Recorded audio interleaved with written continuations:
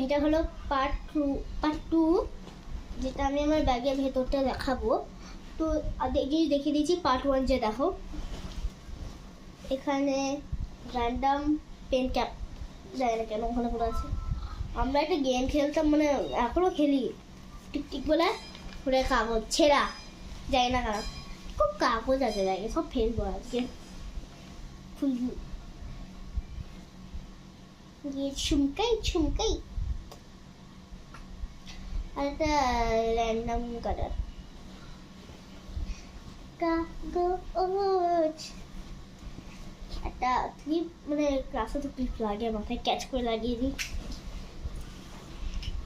Last শুধু কাগজের ভেতরে ছোট ছোট বাবা ফটো, ভালো। তো বাই বাই, আগে পার্ট 1 দেখে আসো, তারপরে পার্ট 2 দেখে আসো, মানে এখন যেটা করছি। তো বাই বাই, পরে ভিডিও দেখা হবে।